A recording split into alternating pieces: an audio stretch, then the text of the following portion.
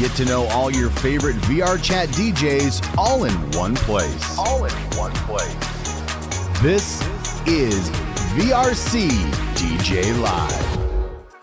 Well, welcome everybody to yet another installation of VRCDJLIVE. I'm Rob Roman and your host for today, and glad to have you here with us. The only program that we know of right now where we get to introduce some of your favorite VRChat DJs by VRChat DJs, including everything amongst the scene between from dancers to promoters to club owners to VJs and lighting, you name it. We're going to talk about it here on the program. And again, thank you all for taking such a strong interest in our program up on YouTube with all the replays and stuff. Really good to be able to showcase a lot of our DJs in our community, especially this time of year as we're starting to get in even more DJs and more users into the program. So thank you all so much. Of course, being a live program, anyone that is in the chat, you're more than welcome to present some of your questions to our guests today. And today's guest is not only a very special guest to our community, but he's also on remote. And while we usually have people in the studio with us, this is a very one of a kind, first of its kind. We're going to talk with Jigsaw in a moment. He's DJ in the UK, performing everything from drum and bass, UK bass, jungle, the list goes on, and practically DJing all over the place for huge crowds, literally every weekend. So I want to welcome to VRC DJ Live, as soon as I can figure out where your face is, which I will get in a moment, right here. kind of hiding a little bit. Can you see it? Can you see my face? Jigsaw's here at VRC DJ Live. Welcome to the program, my guy. Hello. Glad to be here. Kind of Thank a you for having me. Very fantastic experience that we have here. And first of all, I have to admit that we have a lot of you're practically all over the place.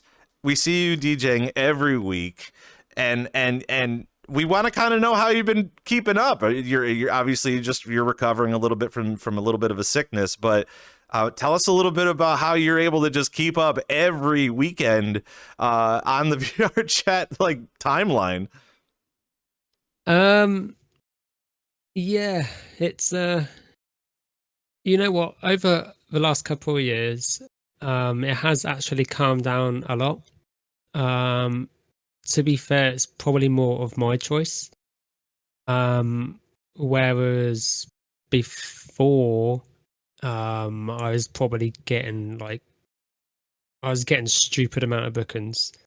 Not just Friday, Saturdays, but literally a lot throughout the weeks as well. And yeah, it just got mental, and I'm like, right, you know what? I'm gonna take a step back a little bit. I'm pretty much working myself out here, and I'm like, right, the maximum I'll do in one night is 3 different sets if I have to. If I can make it work, I'll make it work. But yeah, the maximum is right, 3 sets per night. Friday, Saturday, whatever. Doesn't happen all the time. It doesn't, but yeah, if it does come to that, it's my limit. that it definitely surprises me the most, just because of the fact that everybody wants to have you on the lineup, and I hope you understand that, right? I hope you understand that you are a wanted man, as far as I try to. Yeah, as far as how you bring in a crowd, how you perform and stuff like that, it is fantastic. So obviously, yes, your health is definitely important for all of us. But I kind of want to take a quick step into how we normally talk under this program, and bring up the light of how did you even get into virtual reality to begin with? I know right now you do desktop streaming, and you have a tea kettle, which we will probably get into as well. And I got to make sure that I show your face too. Sorry. Here, let's do it like this. Ba-bam, bam. Cool. Awesome. It's a new setup, everybody, so please bear with me. But yeah, Jiggy, take us back to the beginning. I don't even know what year you even came in here, but you've been in here and you've just been kicking ass this entire time. Yeah, something like that. So when did I start VRChat? like from the beginning. I want to say end of 2018. I want to say end of 2018. I didn't actually join the whole VR clubbing scene till end of 2019. So yeah, I basically had like a year on VR where I had no idea what I was actually doing. I didn't know anybody, you know. I was like just on my own. I watched a few YouTube videos of you know, people playing VRChat and things. To be fair, it was funny. That's probably what got me interested in seeing what it was like myself. You know, the whole Knuckles thing and all this and all that. I was like, okay, let's see what it's like. So yeah, the first year I was like, let's say I was probably now I was like one of those annoying people back then. I used to go around. I used to map out my entire keyboard into like each key was a sound effect. So you were a soundboarder. You were a I was a soundboard soundboarder. memer. Okay. Yeah, I didn't really talk with my mic that much. You know, any response you could think of, I could do it with the soundboard. So I was running around, you know, different games and lobbies and things, just using my soundboard. Yeah, I did get blocked by quite a few people. I'm not surprised. I don't blame them because I was pretty annoying looking at it back then. But I didn't know what I was doing. You know, I was just there having a good time, trying to figure this this environment out. And it wasn't until I met somebody in the Void Club. Remember the old Void Club? Oh, yes. Where everyone used to like literally go in the back room, sit in front of the mirror, play music through the mics and things. Yeah, I was like, you know what? I'm just going to go to a Void Club, go to the mirror room, and just like literally just DJ through my mic. You know, just for the laugh, because there's a few people around. You know, if they were dancing to it and liking it, and fair enough, you know. But if they didn't like it and they just muted me or whatever, then I'm like, hey, all right, you know, it's not for you. So what would you say? What would you say your avatar was when you were doing that? What was like the very first avatar that you were in when you first came in? So, you know what? I didn't actually have an avatar set in stone at that point. I don't know what avatar I mainly was using, but it was like any random avatar I could actually find. So yeah, I just started DJing through my mic. I bumped into somebody who excuse me, who was also DJing through the mic, and they knew, you know, like the secret doorway, shall we say, into this whole VRChat clubbing scene. And when I was explaining it all and things, I was like, wait, so you're saying, you know, you're saying like there's a whole clubbing scene like in this game? And he's like, yeah. I'm like, wow, I never thought that's actually a thing. So yeah, I just kind of followed him. He showed me around a couple of clubs. It was like Just Party and DDVR at the time. Were like the bigger clubs. You also had like Resumo and things as well. But yeah, he kind of showed me around, and I was like taking it all in. I was like, wow, you know, I didn't know this was actually possible. Yeah, it just kind of went off from there, I guess. It seems like such a tricky time just because of the fact that I know recently we've been trying to uncover the idea of like meme culture back in 2018, 2019. I mean, meme culture is still a thing nowadays, but also too, like, I think you're doing it for a purpose as opposed to just, I'm going to go around and just kind of mess up somebody's day as far as that's concerned. But, where did just kind of off the cuff a little bit, talk a little bit about where you saw that meme culture go. Obviously, I don't want to say that it completely died away, but you know, there is definitely a transition piece between how things used to be back in 2019, 2020 compared to the mere explosion of DJing and virtual reality. Well, yeah, like you say, it hasn't, the whole meme thing hasn't completely gone away, has it? You know, I haven't actually, I don't join many public lobbies now, so to speak. I mean, since I started the whole DJing thing and taken it, I guess, a little bit more seriously, you know, as a platform and things, I haven't really been in public instances because as soon as I hear the term public, I'm just like, there's going to be some, you know, kids or idiots, you know, just running around. I don't know how much has changed now exactly, but all I remember is, you know, kids running around screaming. Then you get all the people who try and like crash people and all this and all that. I don't know how much of it still happens, but that's my flashback to like public instances. I'm like, oh yeah, no, I'm good. Yeah, I don't really know. I know recently we have been kind of discussing about the age verification thing and kind of leaning towards the fact of like, well, obviously, yes, people have to show identity and be able to clear that information before coming into an 18 plus instance. I know it's kind of been a talk of the town concerning the age verification gap, as well as the DJ scene and how many clubs will be, you know, having that sort of an age verification thing. But I haven't really been able to find enough evidence to claim that too many clubs within our DJ community are actively going to be doing that outside of just absolutely not. We don't want any remnants of anybody under 18. Do you think that the shenanigans that happen in the clubs now with like meme avatar stuff, obviously it's still going to kind of carry on, but is it going to really make any difference with that age verification moving forward?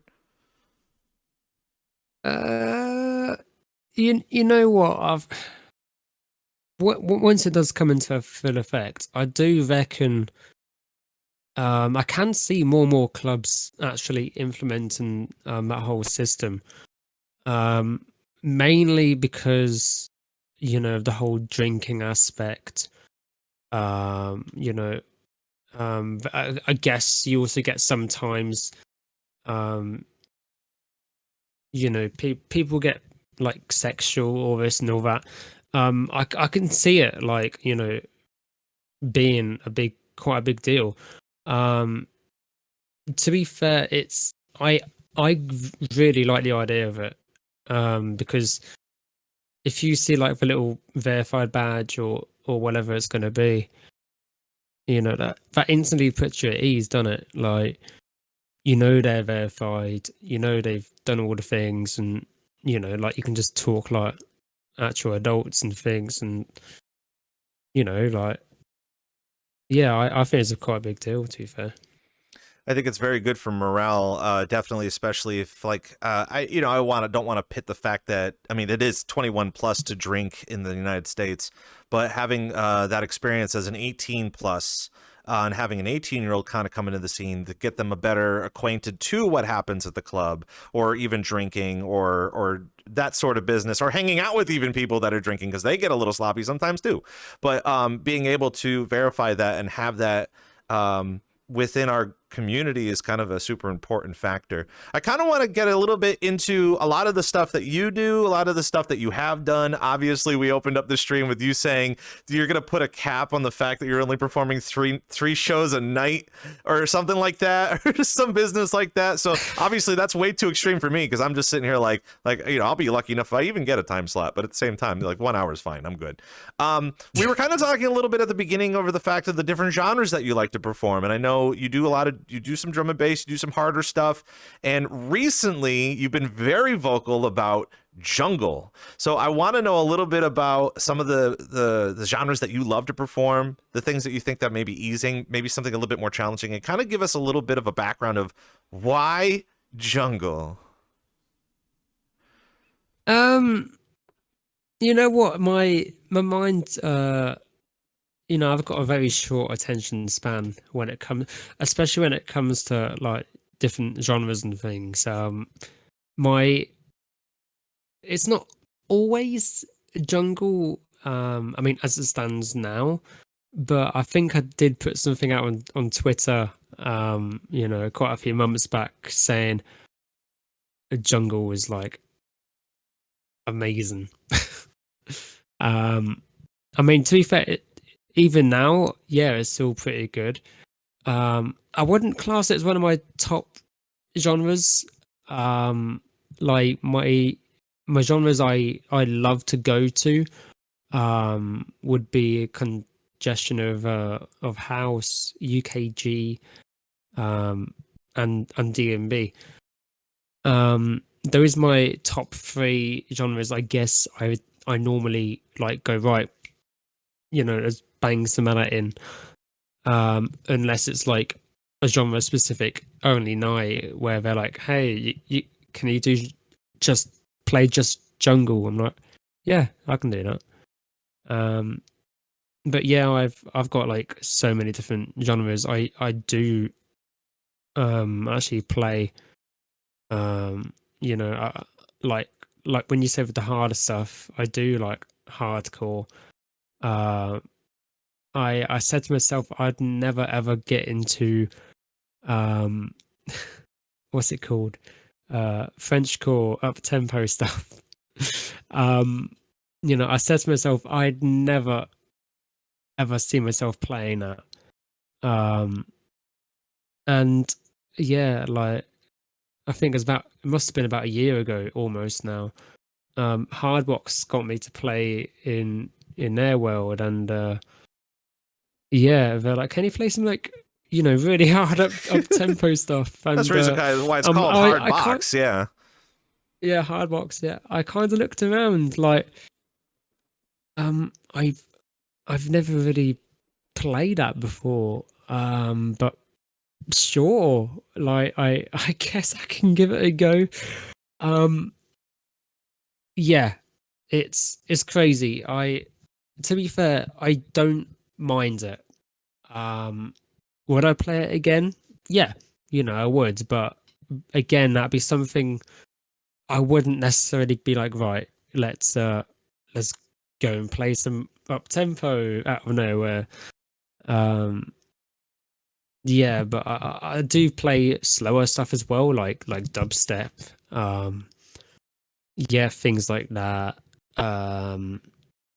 Same with techno, trance. I play loads of different things, but the 3 main ones are like house, UKG, and D&B, I'd say.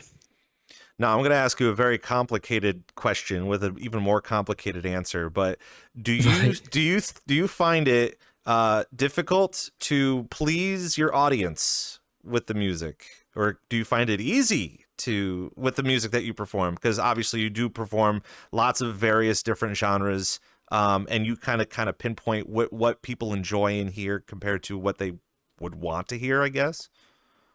It's quite hard to tell. I mean, especially in VRChat nowadays. Hi Kex, hello, I see you.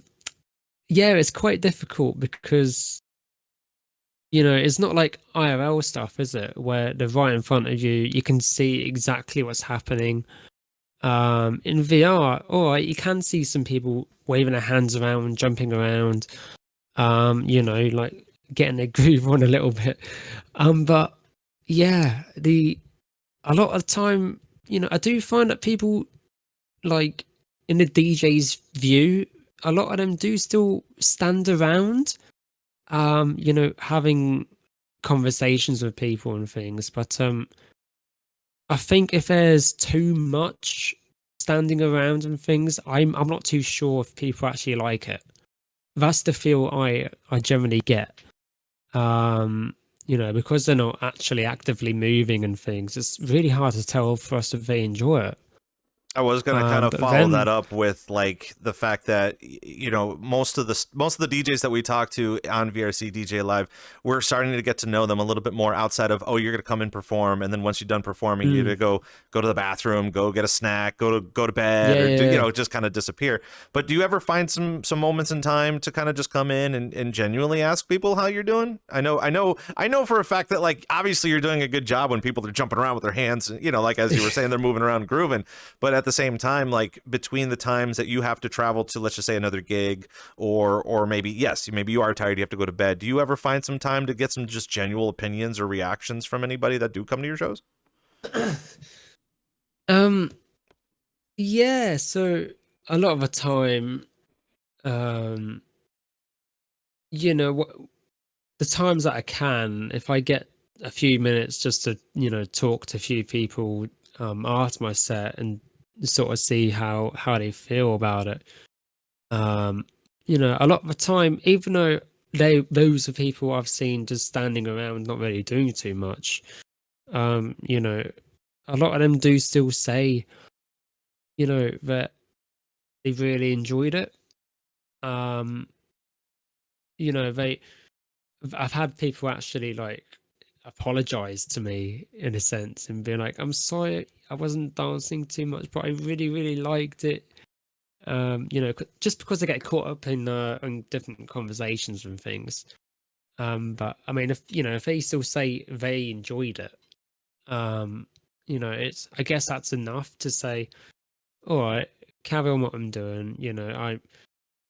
Because what I'm really bad at doing for myself is, like, I just judge myself way too hard.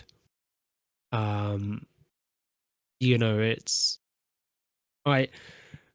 sometimes I do sets and I either know that's a banger of a set, or I'm like, no, that was not it. It's, I then have to listen to what other people say, and if they all say, yeah, that's really, really good, and I'm like, but I've made like a few mistakes and things, and I just wasn't feeling it after that. They're like, no, it's, like, we didn't notice it.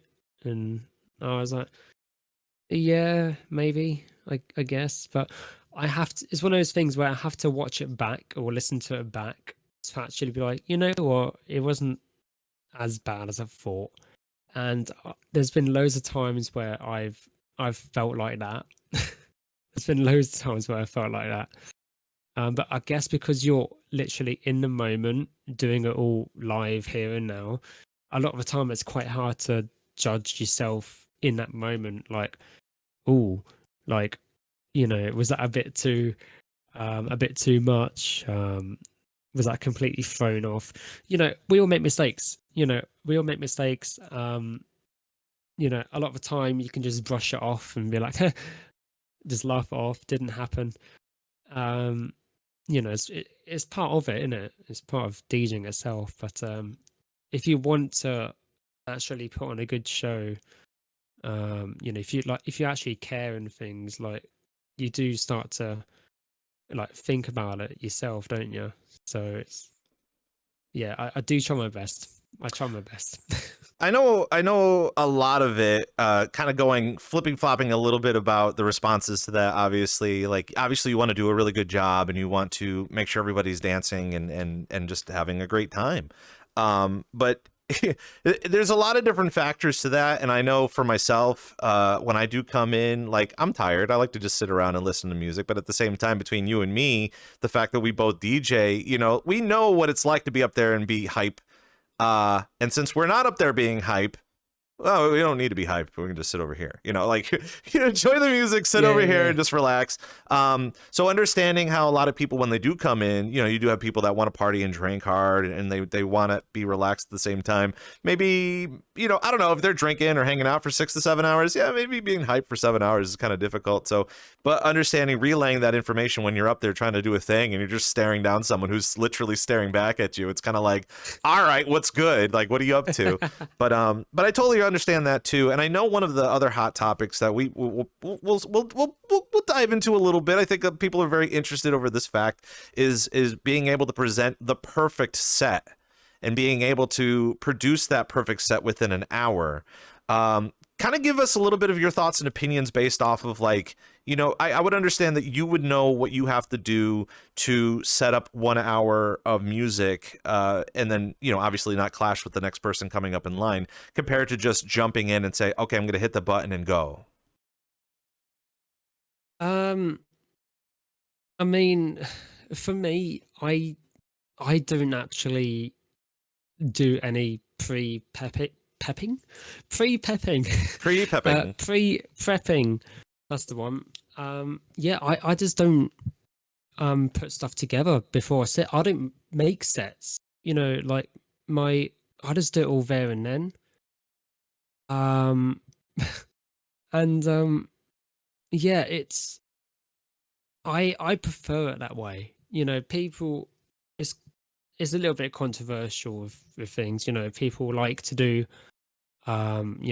like either set up these big playlists and things and get it completely right, or even do like pre-recorded sets and things. I'm not saying it's not the way to go. I'm not saying it's a bad thing. It's however you want to, I guess, do it.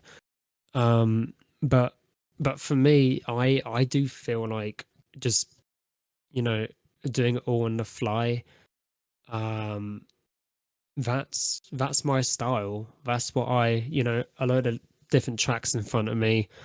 I just constantly scroll down this list of like loads and hundreds of tracks.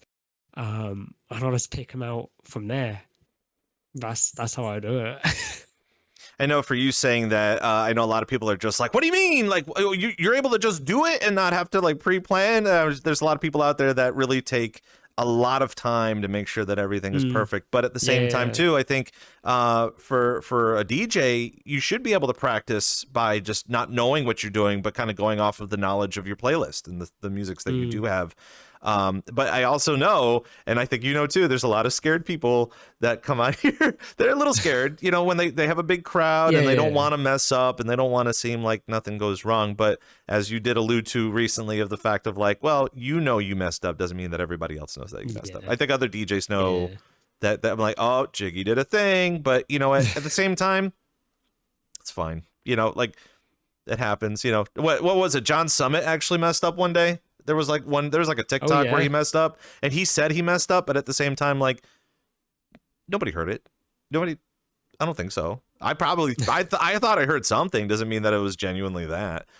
Talking more about that and understanding the perfect set list, and as well as like just performing.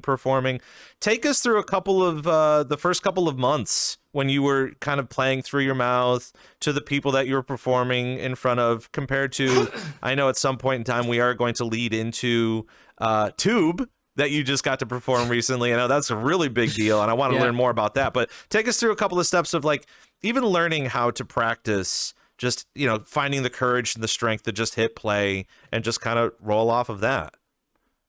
Okay, so I mean, the whole DJing thing, I was completely self-taught.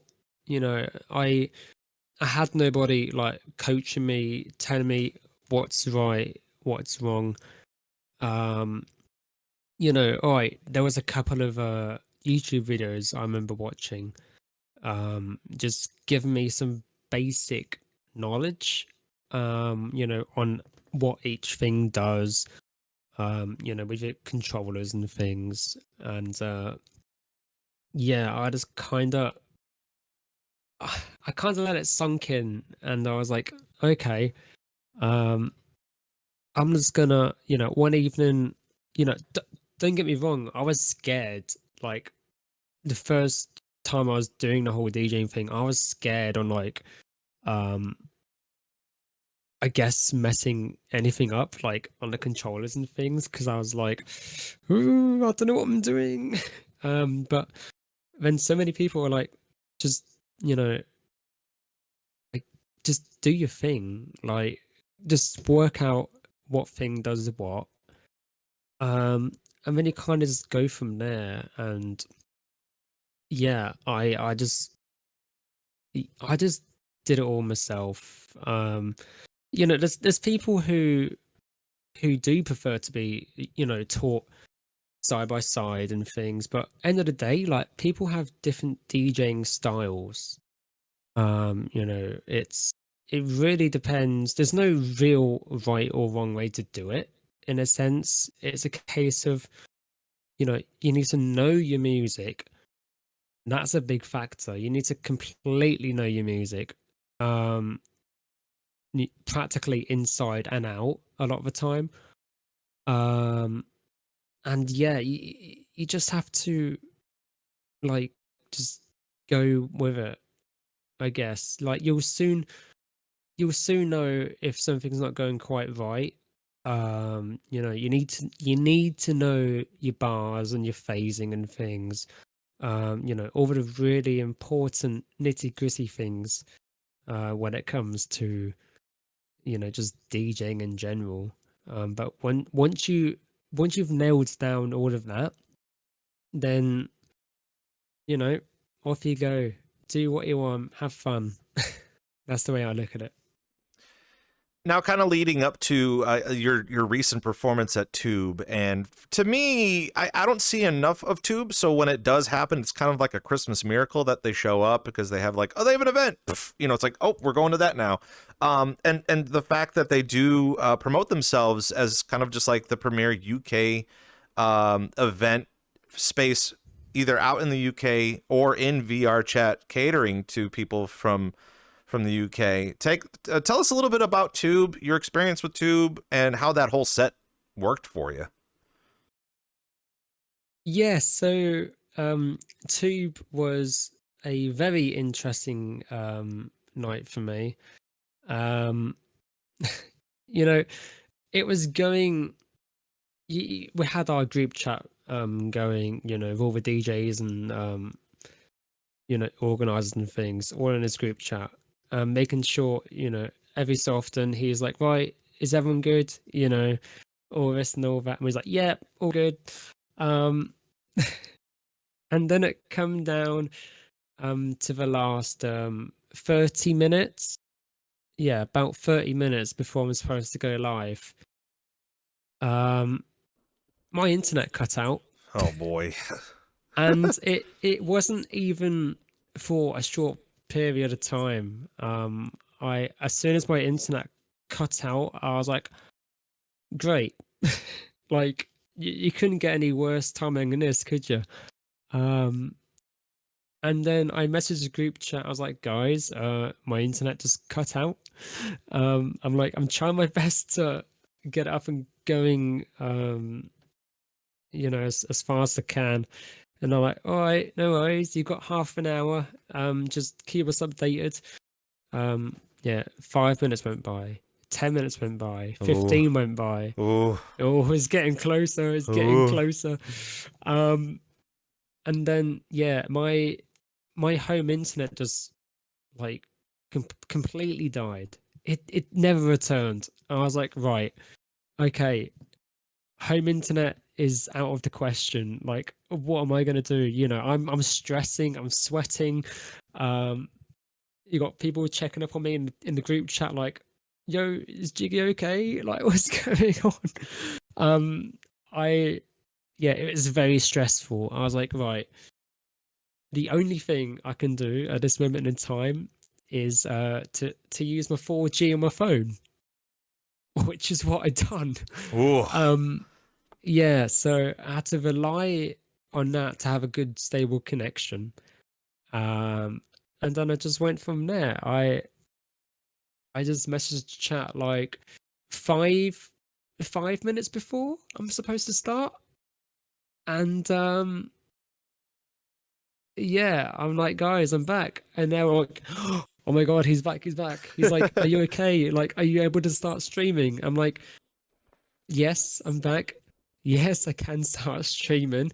I'm just having to stream it on my from my phone, on the 4G on my phone, and they're like, oh, well, if it works, you know, because I only have to stream audio, so to speak. You know, I don't have to stream like visuals and things because they do all that. So they're like, well, if that works, then you know, let's do it. So yeah, you know, I was like, for the one time, why did my internet have to you know, conk out on me like that on one of the biggest nights? You know, like, Tube has been going for what, I want to say 3 years, maybe 4, I can't remember. But it's been going for quite a while, and it is known for being one of the bigger clubs in it. So, you know, to finally have a spot, to finally actually play there, and then all this happens, I'm like, you gotta be kidding me, right? Yeah, but at least with that experience too, like, you'll have it in your back pocket. Now, I ain't gonna say that you're gonna pull it out when you're an old guy and you're just like, I remember when my internet went down, and then, you know. But it's always fun to have that in your back pocket. Of course, the miraculous events that had happened. That's for sure. Yeah, that happened. I managed to do the set, no problems as far as I could tell. The instance was so full throughout my set, and right at the end when I was supposed to finish, you had the organizer come up to me saying, yo, do you want to play longer? Like, we still got 80 people in here. Like, do you want to keep going? Meanwhile, you're racking up that bill. I was like, okay, how much longer should I play? And they're just like, however long you want. I'm like, okay. I'm like, I'll play an extra 30 minutes. Perfect. Right, I couldn't keep going for longer than that, because the twist in this whole situation as well is the next morning, I had to go to work at 10 a.m. No, be there at 10 a.m. By this point, it was almost 4 a.m. Oh. So I only had like, just under 4 hours sleep, and surviving the day on energy drinks. And I bet it was one of those situations where you could just roll up and be like, it's like the meme where you're that guy in the corner and you're like, oh, they don't realize that I'm a DJ in VRChat kind of a scenario, right? Yeah. Oh my gosh. But even if I'm DJing in VRChat or IRL, you know, like, my workplace, they know that I DJ. You know, they know that I, go out IRL DJing. Which I do as well, but that's the only side that they know. So yeah, like, if I'm coming in some mornings and I'm just like really tired, then they probably have an idea on why. Not gonna lie. But yeah. I know one of those things that we'll probably end up touching a little bit later on during the show, just because I think a lot of us in virtual reality are still trying to find our identity IRL, and being able to transition the experience that we do in VRChat into the IRL thing can be a little tough, because yes, how can you really promote yourself as a tea kettle to someone IRL and be like, well, I'm a tea kettle in virtual reality, and then you're like performing IRL, you know? So I think we're still trying to figure out the transition between what we do in here compared to IRL experience, but we'll try to get into that a little bit later in the show. This is VRC DJ Live, and of course, for those people that are in chat and they want to come and hang out in the, well, not hang out in the program, but obviously everybody in chat's hanging out with the program, but please feel free to drop off some of your questions for Jiggy. Obviously, we're here for 2 hours, and well, technically an hour 20, but this is a live show. We're doing it live, and you can ask Jigsaw any of the questions, including those questions of, oh, how did you come up with Jigsaw? What's the deal with the name of the DJ named Jigsaw? Yeah, that was quite a funny coincidence, to be honest. Yeah, so how that started, I was actually in VRChat. You know, I used to go by a different name. It was CJ DJ, like that's my name I used to go by.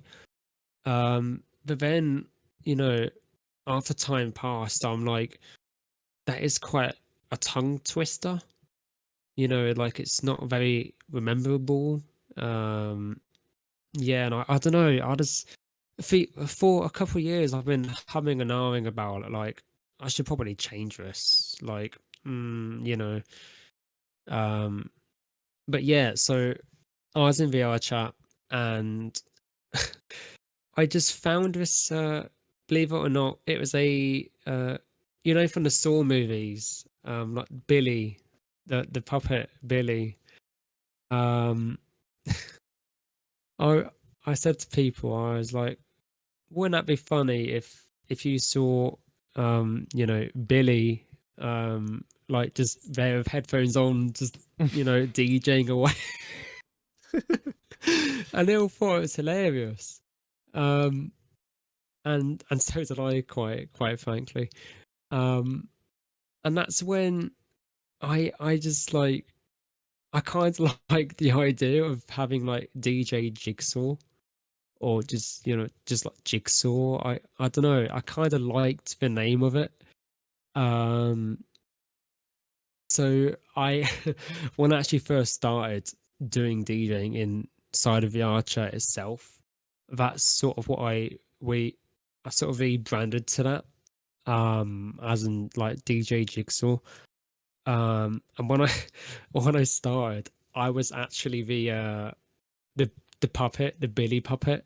When I was that avatar when I was up on the stage. That makes sense, yeah. And yeah, like my whole stream on Twitch was like completely overlaid with like, you know, like just the whole Jigsaw Billy puppet theme on stream. And a few months passed by, and there were some people, you know, by then my Twitch was slowly growing up and up and up with people following and things. And then there's a few people who mentioned, hey, wouldn't you want to like just maybe ditch the whole, you know, Billy Jigsaw, you know, Saw movie theme, like just ditch that theme, but keep Jigsaw, you know, just in case if somebody was to like copyright you. And yeah. you know, yeah, it's a very thin line, isn't it, really? It's a bit of a grey area, but at the same time I get what they're saying. You know, it's, yeah, I'm like, you know what, that's probably a good idea. Just ditch the whole you know, Billy idea, because I don't want to get sued. Right. I'm not saying that would definitely happen, but I could probably, you know, see it happening somewhere, you know, one way or another. And I'm like, right, just ditch that, keep the name Jigsaw, and just go from there. By this point, I should say, I wasn't the Kettle. This wasn't the time I was the Kettle. Yeah, I was going to ask a little bit about that. I mean, obviously, that was kind of a hot topic. Everybody's like, oh, if you're going to interview Jigsaw, we got to ask about the Kettle. And I think a lot of people understand what the Kettle is, but I mean, this is the time to explain what's going on here. Yeah, so I want to say for about a year of, you know, just having just DJ Jigsaw on his own. I what was I doing? I come across this story is funny. I come across some random person in a public instance, and basically his avatar was like, some of you might remember this. I've still got it saved somewhere. But yeah, I come across this random person who's practically 3D scanned himself IRL and put it on his avatar. So this scan is basically him IRL just running around. By this point, I didn't know that was the case. But I just said to him, "Hey, that's a cool avatar. Can I use it?" And he's like, "Yeah, sure, all right." So I technically stole his avatar, and that was the avatar I always was before the kettle. Yeah, so people always go nuts to me saying, "Is that like actual 3D scan of you IRL?" I'm like, "No." I'm like, "It's not. It looks kind of close, but it's not." Until um until right, let's get into the kettle. So the whole kettle thing come around um when I'm laughing. If I'm laughing really, really hard, I just tend to squeak, and apparently it sounds like a kettle. So yeah, you know, people are laughing because they're like, "Oh my god, it sounds like a kettle." Or it sounds like seagulls at the beach or window wipers. Um, Car screeching around that the sort of corner, kind thing. of a thing, right? Yeah, that's it. That's it. And I think it was a combination of a couple of people who actually made me a kettle avatar. As like a joke, I would have guessed. But yeah, I cloned the avatar. I loved it. I loved the avatar. You know, it had Jigsaw on the side and everything. And that's what kind of stuck. I'm like, well, this makes sense, you know, because if I'm DJing in desktop anyway, and I'm a kettle, you know, I can stand behind like, you know, the DJ booth and not technically move, because when have you seen a kettle move apart from me running around VRChat? But but yeah, so you know, I was like, well, okay, this kind of works. It kind of makes sense, you know. And yeah, I just ended up being the VRChat club and kettle person. I know when I was first introduced to your community and the things that you've done, like most of the people that do come to your shows all of the time have seriously stated being like if you're not down with the kettle, you can't be down with Jiggy. And I'm just like, oh, I didn't realize there's this whole calling for it behind the thing, and I felt like intimidated because I'm just like, oh, all right, well, I guess I have to fall in love with the kettle, kind of a thing. But we'll get into that in a moment because I want to ask you a lot about that. But before we even carry on, obviously you've seen a lot of some of these Jigsaw movies. Tell us about your favorite one. What for me? I'm a horror fan, so I love the killings, all of different murders from that. Please tell us your favorite murder. That's a funny one, isn't it? It's kind of a random question to be asking on VRCDJLIVE. When you go, are you a fan of murder? Do you like murder? But no, like I would assume that you've seen a lot of the Jigsaw franchise. You know what? While my mind's on the topic, speaking of murder, you know, remember the game? I think it's called Murder. When you have Murder 2, Murder 3, Murder 4 in VRChat. I used to play a lot of that. Like I used to play a ton of that, and there was this one time where I was in a public instance of murder, and I kid you not. Little did I know, I was playing with the actual PewDiePie. Oh, okay. Yeah, Like yeah, the yeah. actual PewDiePie. And they were running around as the Shiba Inu, with right? him in Murder. Yep. Or the dog avatar or whatever. So what happened? What happened was he come running in, right?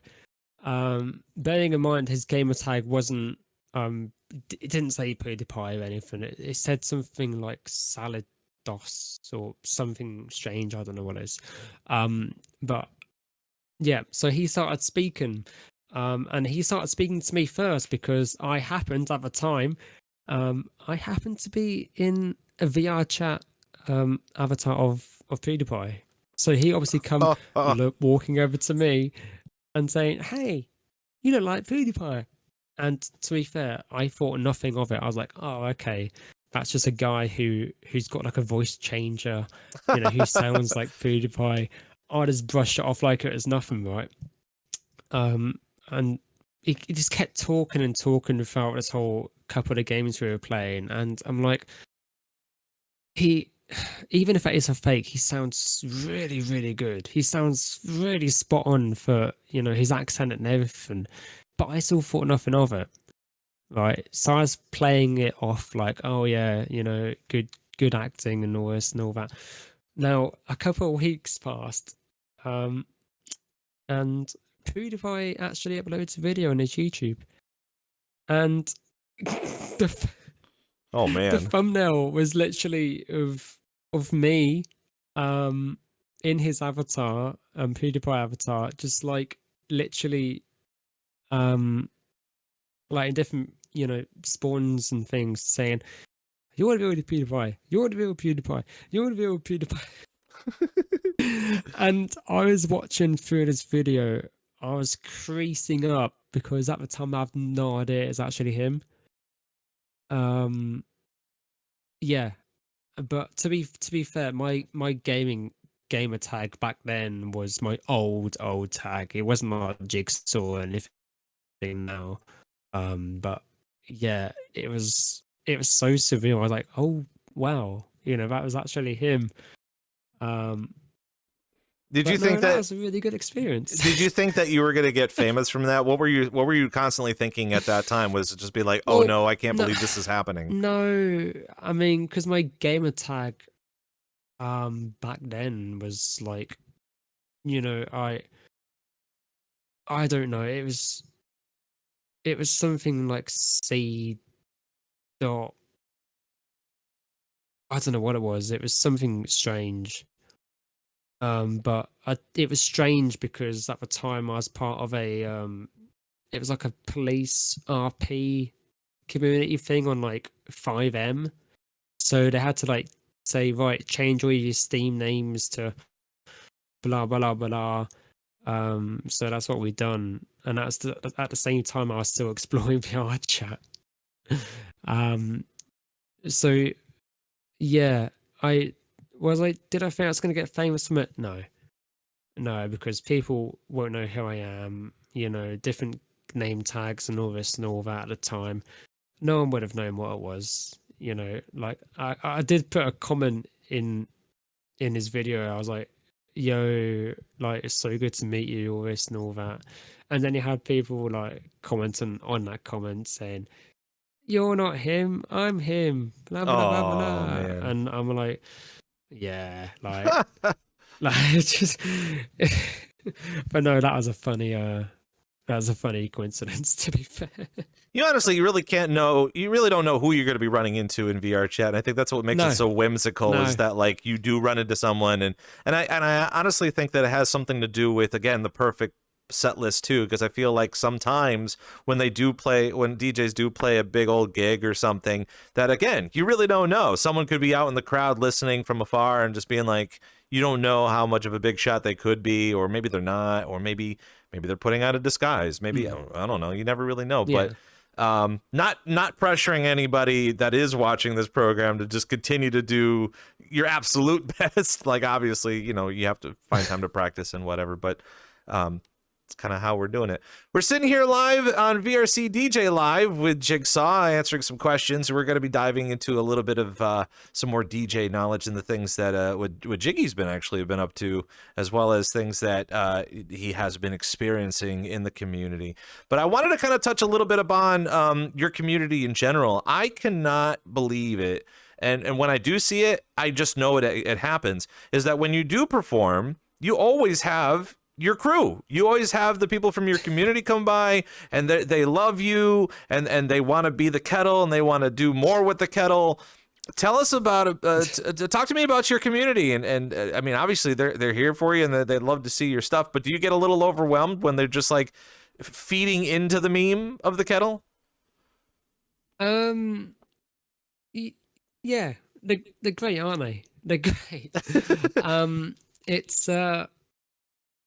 It's very strange in a sense, you know, because I guess I could say, you know, I've got my own little crew, you know, follow me around, but it's it's weird seeing loads of people like as my avatar. You know, I think that's hilarious. Like, especially if I'm playing at like a different club, which I don't normally play at, and you get like, you know, a good few people from my crew, you know, just follow me around, and they're like, oh hey, Jiggy's playing here, let's all go and, you know, invade him. Let's all become the Kettle and just like run and jump around as the Kettle, and then everyone else in the club is like looking around like, why the hell is a load of Kettles jumping around everywhere? But yeah, it is nice to see.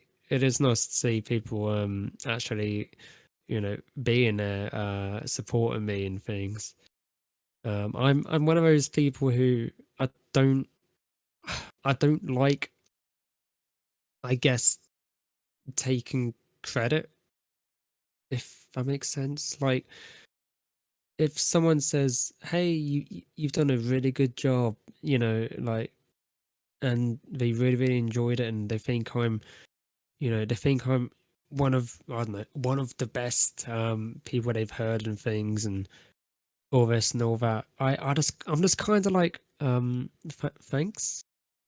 I guess, like, you know, I can't fully take it in. You know, obviously, bottom of my heart, I do appreciate what they're saying by all means, you know, but I just can't fully take it in and accept it, if that makes sense. But yeah, because I don't want to feel like, oh, you know, I'm one of the big guys, you know, I'm all the way up there, sort of thing. I don't want to think anything like that. All I do is I just DJ for people, and they like it, you know. And I just honestly, I just vibe off their energy. Mm-hmm. I know I was going to ask a little bit of something about, I mean, obviously I feel like the scenario and the position that we're in VRChat, where we're kind of doing a lot of our DJing out of exposure, nothing with any sort of financial gain. Do you think that you will find more success even in the new year by trying to make it a little bit more professional? What is the future for Jigsaw professionally with the DJing? Okay, so it's, you know, I mean, before 2020, you know, before the whole COVID thing started, I was actually out and about doing IRL stuff quite a lot. I mean, per month, I want to say almost every weekend I was out doing something. Whether that's like a pub, you know, a pub gig, like a private function, like a birthday party or something like that, or wedding. Yeah, I do those too. Yeah, like, you know, I was out and about quite a lot, but then obviously COVID's come along, which put all of us completely out of a job. But even though I was still technically doing another daytime job, so That's one of my 2 jobs basically gone during 2020, 2021, 2, 3. But yeah, after all of that sort of died down, I found it really, really difficult to actually get back out IRL and to do more of those types of gigs rather than in VR. Don't get me wrong, VR is still great. It's still I love it to bits. But I guess like financially and things, it's not what you want in a sense. But I do it. I keep on doing it because it's something I really love doing. If I'm not DJing IRL, I'm doing it in VR. That's the way I'm looking at it. But yeah, out of the 2, by all means, I definitely prefer doing more IRL than VR, but that's only because of the reality of it is more beneficial money wise. I'm not saying I've currently got a daytime job, but it kind of helps on top of that job as well. So it's if I'm not IRL, it's VR. It's not like I'm ditching VR, because I love these people to bits. But yeah, I would definitely try and for next year. I'm gonna try and push a little bit more IRL, but we'll see. We'll see what happens. I know it's going to be kind of more of a harder question to identify as an answer, but when it comes to, and again, in my head, I had like 2 questions to ask at the same time, so please bear with me. As far as like some of the other things that we've been able, you and I got to experience Liquicity this past year, and one of the more popular things about Liquicity for us was the fact that we had a massive group of people that not only enjoyed the community but also DJed in the community too, and also the people that were a part of that also got to, I believe, do some sort of submission to see if they can perform for the festival. I will say one of the things that the people at home can go and take a look at is on one of Jigsaw's social media accounts. You can listen to that submission. There is a submission up there from Liquicity, if it's still up there, unless he takes it down right now, and be able to understand all of that. And I think one of the more popular things is trying to get a better basis of an understanding to be able to say, this is what we do in virtual reality, and try to kind of translate it into IRL experience. And again, for a lot of us that are in here, we do eat up a lot of our IRL experience into VR, but it's really difficult for our scene to recognize how much IRL experience that we've had without some sort of validity to it. So getting a better understanding, especially into the new year, especially into even the holidays, a lot of people will be getting their new consoles, their new hardware, the new software, computers, VR tech, and whatever. Obviously, they're going to try to transition into the scene as a hobbyist, kind of going into professional wise.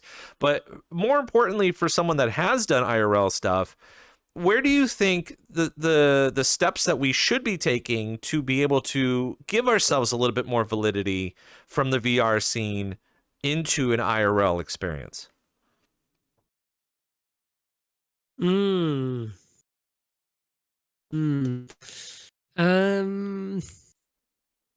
It does seem like a pretty complicated question, just because that does a little bit. There are some. Let me see if I can try to get you in the right direction on this one. But yes, we do see from time to time again that we do have some DJs in virtual reality. They have some funny names, or they're just trying to be a meme DJ or whatever. But there are some genuine people that we know that definitely want to start venturing out. Not really for financial, but more of just like, a raise in popularity and IRL experience, stuff like that, where they might have to either change their name or even try to present themselves, maybe even get management, like a new manager or management involved.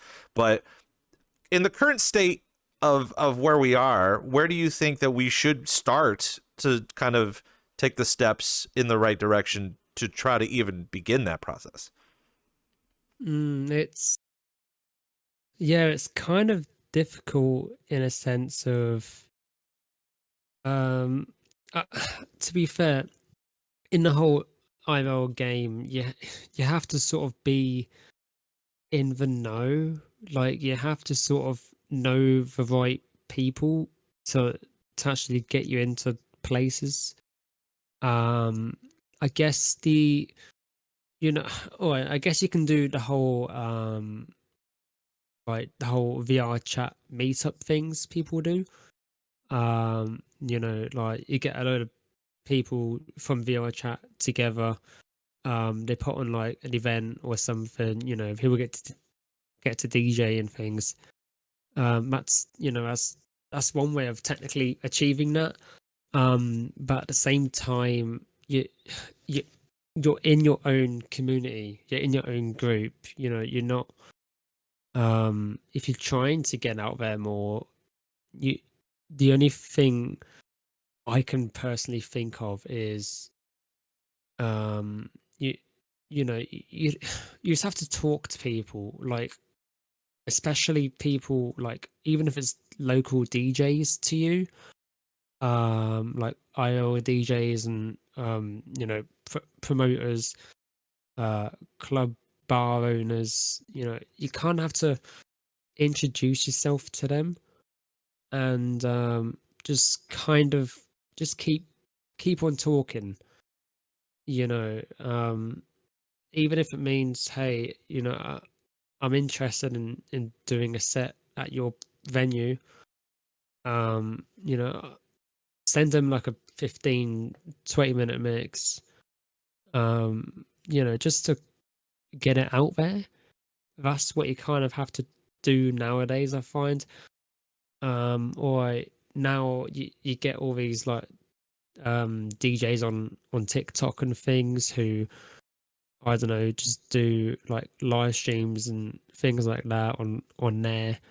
And then all it takes is the right people to listen to what you're doing, and then from there they get you into these events, people organizing and things.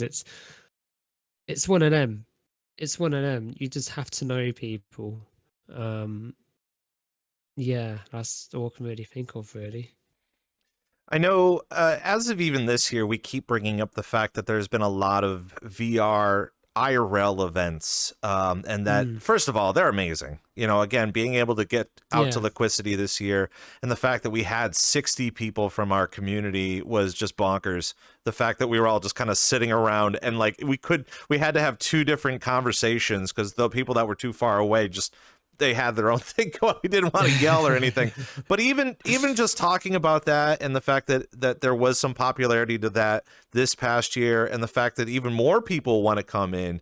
I don't want to say even last year they wanted to double that. But even that, presenting the fact that you had groups, you had people that were in the VRChat groups doing the VR meetup kind of a thing.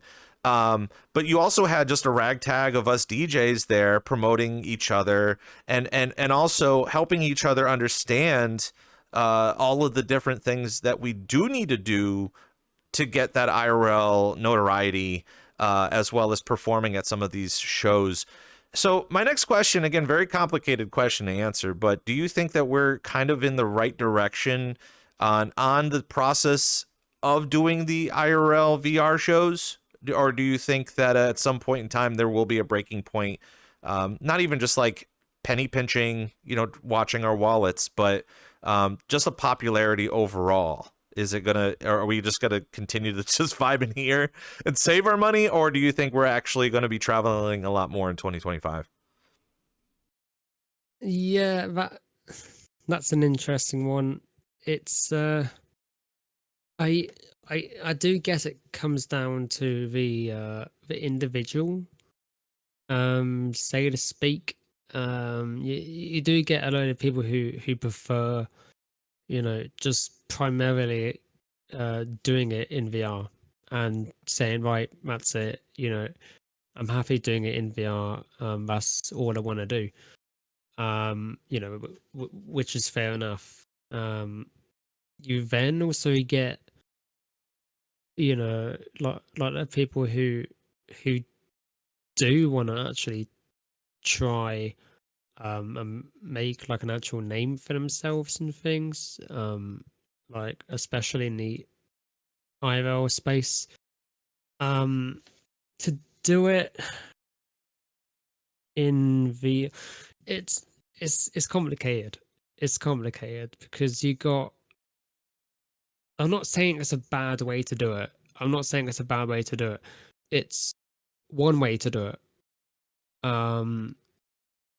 You know, it's it's like, how to explain it? It's like, for example, you've got Muzz, right? You've got Muzz who come into VRChat, and then you've also got 10xx, right? So Muzz managed to give, you know, get 10xx like a slot at, I think it is a show he was playing at. So technically, you know, that was all done in VR, and then he managed to get it through to IRL. So, you know, and then it's things like that where, yeah, it's it's difficult, isn't it? It's difficult to.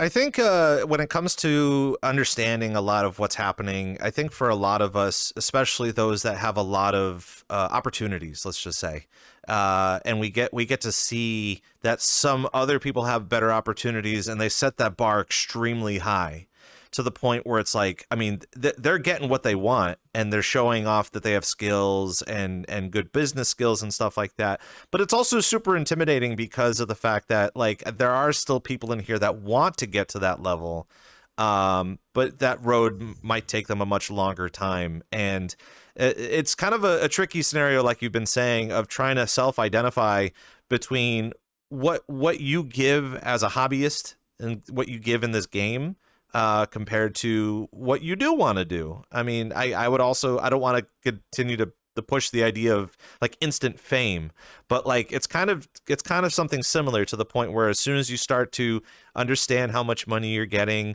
understanding how much popularity or notoriety that you are receiving, you know, maybe you could potentially go down the road and down that path. But I think the real question is, you know, how prepared do we need to be? How often should we be bringing this up in our space? And how often, compared to some of the newer people that are coming in, testing the waters a bit when it comes to that? It's yeah,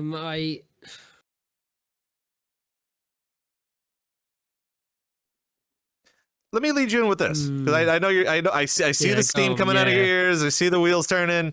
As far as your immediate success, obviously you said that you want to go back IRL, do more IRL stuff, especially around town. I feel like that is the best way for you to feed into, especially your audience, in the way that they get into your. I mean, again, we're always happy. Our models are always happy. I don't know, there's no mouth on a tea kettle, but we're always happy. So for just be able to see your audience like that, where do you see your process in the VR space, as well as what you've seen so far with the IRL stuff? Do you continue to challenge yourself to want to get to that level?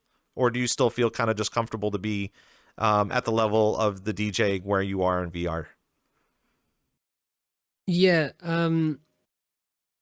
you know, it's pretty much a similar story from earlier, where yeah, it's nice to get back and do it IRL. Out of two, I would prefer to do it IRL. You know, I don't know. I guess you could say because of the money side of things, you know, like you feel a bit more, you know, because I mean, as it is, I don't get paid a big deal with my daytime job. So to have something else, when it comes in, that's a added bonus for me to sort of add on top of it. But at the same time, yeah, I do love doing it in VR. It's a completely different feel than IRL.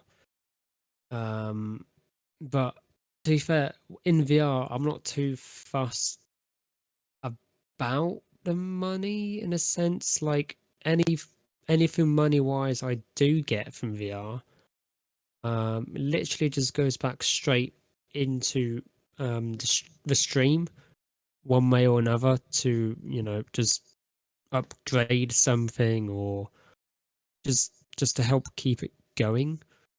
That's the way I don't use any money I get from VR. I don't use it at all to go back into myself, just for myself and benefit on anything else like that. It just goes straight back into the stream. And that's the way I like to do it.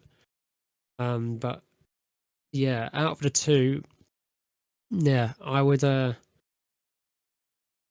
prefer it IRL, but I mean at this moment it's all right to keep doing it in a stream in VRChat. I don't mind it. There's loads of great people here. And even if there was a turning point to, I've all of a sudden got an influx of I don't know, IL bookings somewhere, then yes, I will always take a step back and do something in VRChat. I'm not just going to leave that completely behind, because why would you? I guess if you're extremely busy and you just don't have the time for it, then fair enough. But if you can, then yeah, then I'd go back into VRChat any day, and do more events and things there because there's fans in VRChat, who can't see me IRL and things. So they would like to. It's a bit of both. It's two different worlds, really, isn't it?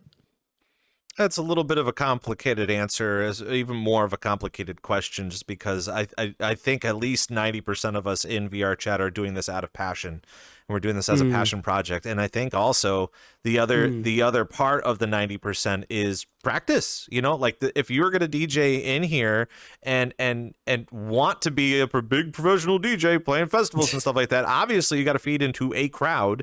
And even if you do get a few people in here to come to your set, obviously you have to feed into those people and see what they desire. And while yeah, I mean this place is a very good practice point when it comes to that sort of thing, but I can't help the feeling of people wanting to do a lot more with it, and getting a better understanding of it and talking about it, especially when we do have some more people from the business come onto the show. Maybe we'll be able to identify it a little bit easier. I mean, hell, even the V-Bucks system in VRChat needs some work. We have had a lot of groups and clubs in here. They're just like, we would love to pay our staff, and even though our staff is wonderful doing volunteer stuff, and I agree, I do agree, but at the same time, free program, putting a ticket to come see Jigsaw, it's gonna be a little tough. Like people can't even buy into VRChat Plus. So completely understandable. Again, we are doing it live on VRCDJLIVE. For those people that are in chat, we're here with Jigsaw to kind of just gnawing his ear off and seeing the steam come out of his massive kettle head. Kind of want to take a quick dive into all of the things that you have going up on social media. I have to say, I have been the most impressed trying to figure out more about you based off of your link tree, based off of all of the different socials that you have currently. Obviously, with the Twitch, YouTube, you have SoundCloud, you are on Mixcloud, you do post on there a great deal. And obviously that's super important to get your brand out there and all the things that you have had done before. Tell us a little bit about what you got going on in the future when it comes to all of those social medias and kind of how you're going to continue on with the media, on the media side. So the media part of things, I gotta be honest, I'm not the greatest at. I I do know it's important to, like constantly engage with people. On social media and things. It's really not my strongest point. I'll be honest.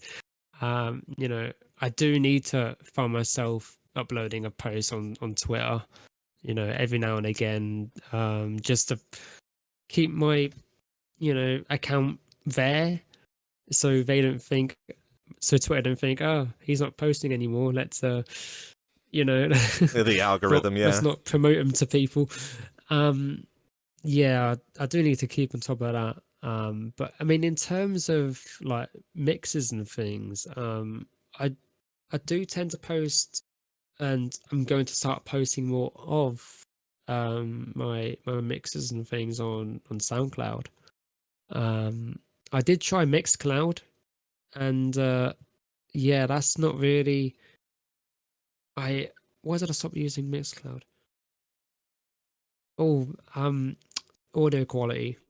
That's it. I think they only Okay. limit you to I don't know if it's like 128 kbps. Yeah, It I was gonna might be. ask, did you kind of feed into the whole like Yeah. DMCA free streaming on Mixcloud? I know that they were talking about that for a little bit of the Mm, time, but did you even look into that at the time when that was coming up? yeah. I I gave it a go. I wasn't happy with the audio quality that was given me.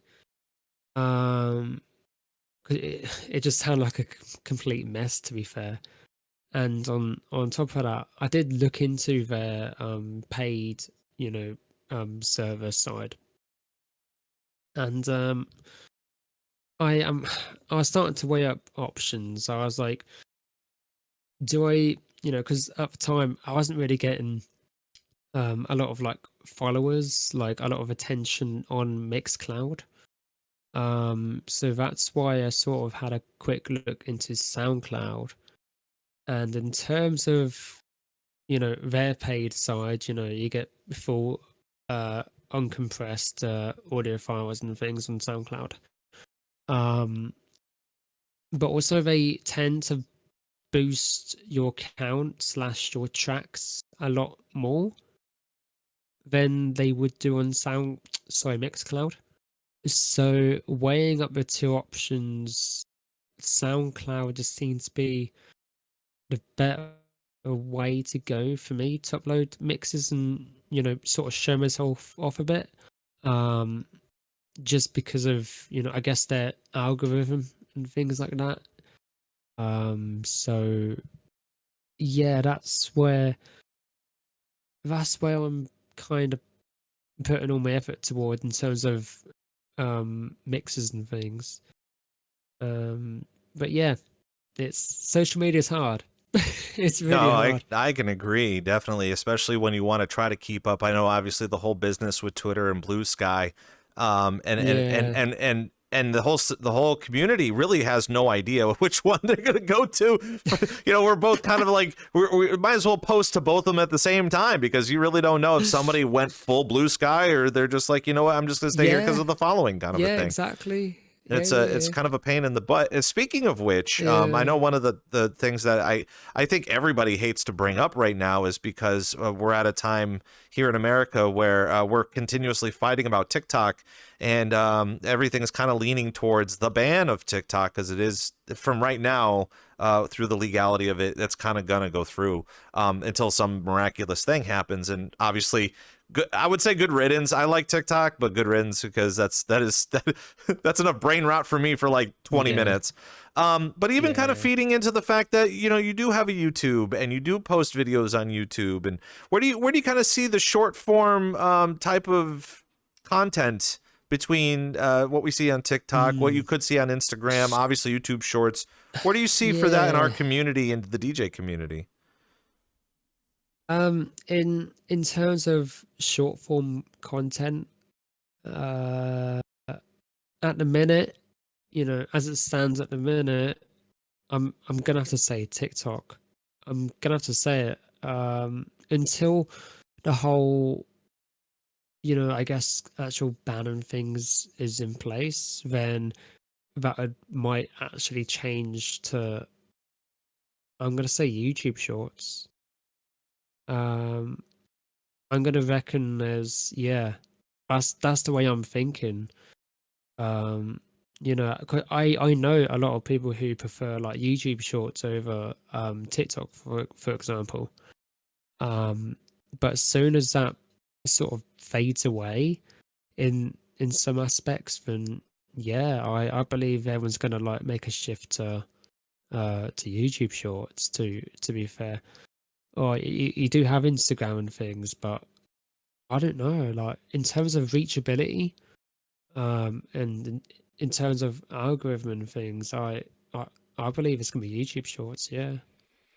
It's a little tough here on the U.S. side because obviously I think a lot of people that live in America, we just have our own little bubble and we're just like, oh, we're over here. And as much as we absolutely love everyone else, either in Europe or in the UK or even we have the connections with Ireland and stuff like that, and we're just like, oh, they're just chilling. There's got nothing going on. Despite the fact that we don't constantly think too much about who's using TikTok outside of America, besides the Americans being like, oh, TikTok's being ruined. But at the same time, everybody else is all like, no, we're cool. We still like our TikTok kind of a thing. So bringing that to light's kind of super important, especially like understanding short-term media, the things, because there are a lot of people in VRChat that go into that, especially for the DJs. We're looking for more multimedia and more things to kind of be a part of. We're going to kind of carry on into some more DJing things, but I know we were talking a little bit before stream. I wanted to pick your brain about it because you do have a small little smidge on Twitter concerning that you are a theme park enthusiast, and we were talking just a smidge about it, but tell me what about theme parks is so important for you to just be like, oh, I like theme parks, like it's kind of important. Yeah. So it all actually started a good few years ago. I want to say I probably 6 years ago, 7 years ago, where I was watching a good few YouTube channels, and they were based, literally the whole channel was based around theme parks and roller coasters. You got channels like Theme Park Worldwide, Digital Dan. You've got, there's so many out there which got me hooked onto the whole side of things. And how VRChat has their own community, and all that. Well, I found out that, Rollercoaster enthusiasts and theme park enthusiasts, they have their own little community and bubble as well. So how the average person would just go to a theme park and be like, oh yeah, this is a nice day out, roller coasters and things. Oh, that's a good ride. You do get people who dive a bit deeper into that, and they just they're like theme park vloggers and things. They go around, they do anything related to theme parks and roller coasters and things. And it's just really, really interesting, and it just got me hooked to the point where I'm like, you know what, I think they've like transformed me into this this person who has more of a bigger appreciation for like theme parks and roller coasters. It's just one of those small things where you have a hobby of like, oh yeah, I like playing the drums, and I don't know, like I like painting. It's things like that. Like my other hobbies now just become like roller coasters, and it's just been quite a big eye opener, to dig right down into all the nitty gritty things, on just all the behind the scenes and things of like roller coasters and theme parks, and just how it all operates. I just love them. You know, roller coasters. I'd go on any roller coaster. I love them. But flat rides. There's only so much I can do. I hate the ones that just constantly spin around, go up and down. My stomach can't take that. You got ones like big old drop towers and things. They're the ones that just take you up and just drop you at the top. No, my stomach doesn't like that. But roller coasters, yeah. Chuck me in a roller coaster and I get on it. I love it. You know, Love it. I would hate to even ask the question just because I know I am one, and at the same time I defend it. What are your thoughts on Disney adults and the Disney adults. Disney bloggers that go to Disney and they're all dressed up and they talk about their theme park and how much they love it, and they got the ears and they got the I mean, I feel like it's an obvious. I mean, I'm not like one of them, but man, oh man, when I see them every time, I'm just like, stop it! Like you're ruining it for everybody. Yeah, it's a bit hard, isn't it? You know, yeah, I don't know. You think of parks like Disney and things, and you know, but obviously mainly targeting at the younger audience. You know, that's what it's mainly targeted at. It, but at the same time, it's not to say, you know, the adults can't have fun in a sense. You know, like because you get a load of like people who really like Disney, you know, and the whole culture and things behind Disney itself. So it's yeah. Oh, I guess it is a bit strange seeing, you know, adults go fill out, you know, like Mickey ears and all this and all that, getting right into it. But at the same time, I guess it's one of those places where it's like, well, you know, you do you, innit? So if it makes you happy and if you're having fun, there's no reason not to.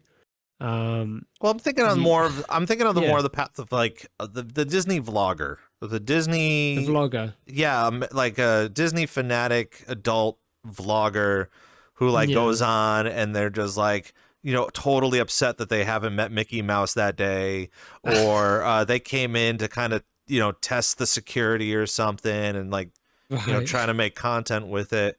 Because obviously, because you're continuing to feed into the whole, you know, enthusiast kind of watching a lot of videos based on roller coasters and all Yeah. that sort of stuff. I kind of want to shift a little bit more towards, I mean, you're Yeah. talking a lot about roller coasters and it's making me feel like, are we going to see Jigsaw the engineer? Are we going to see Jigsaw, Jigsaw you the know, engineer. pull out the Lego set and try to like put together some sort of like roller coaster or something? Are you feeding into that? Are you learning a little bit about that, the construction of roller coasters?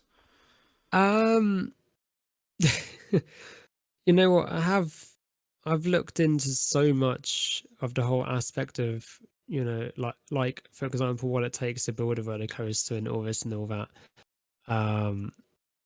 But yeah, I mean, for example, a Jigsaw playing Roller Coaster Tycoon 2. You know what? I've got Roller Coaster Tycoon 2, Tycoon 2 and Planet Coaster 2. So yeah, you might see a Jigsaw coaster game.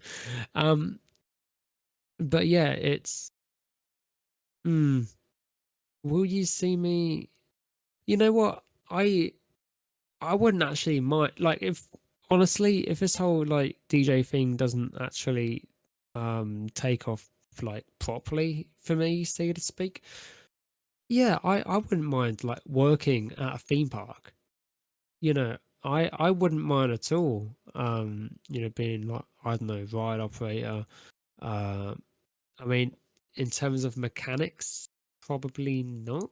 Like, I don't think I'm really that strong. It's not a strong point of mine to be like behind the scenes fully. You know, and do all mechanic-y stuff. And I mean, it's cool to watch and learn about, but I don't think it's my strong point. But I mean, I wouldn't mind working at a theme park at all, to be fair. I think that'd be quite, you know, that'd be something I'd want to get out of bed for. You know, it's like, But yeah, it's It's a lot of good perks there, that's for sure. I know. I got to work several different theme parks, and besides the whole like riding rides and coming in for free and getting your yeah. your passes and stuff like that, but being the guy that make sure you stay safe while you start your roller coaster, or like maybe someone that's too hesitant and you get to talk them into about how safe it is and all that stuff. Yeah. I mean, don't let your dreams be memes, man. I mean, if you're gonna go work at a theme park, I mean that's you get like member exclusive nights, and then you get to save like 20% on merchandise and 20% on food, and it really is all there. And I do encourage a lot of people that kind of are interested in that sort of thing to go and do it. But as this is VRC DJ Live, we do want to continue on. We want to learn more about the DJing side of VRChat and that sort of thing. And I know one of the things I really wanted to touch upon, especially with the fact that we were just saying how you do take a lot of time slots, you do scour through the Discords and stuff. I want to know a little bit about your process on that, because we do see you a lot. We do see you perform a lot, see you on the timeline a lot. What is your process of trying to understand how to get time slots with lots of various clubs? Honestly, I'm nowadays, I'm not the sort of person to actively reach out to people to get booked.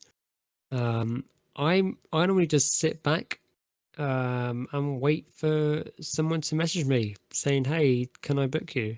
And I'm like, "All right, sure." It's when I first started the whole VRChat DJing thing, I actually, I was kind of forced in a way to actively reach out to people saying, "Hey, can I play?" But now I feel like I've got to a point, like a certain point where enough people know me. I don't feel like I have to do that, like nowhere near as often now as what I once did.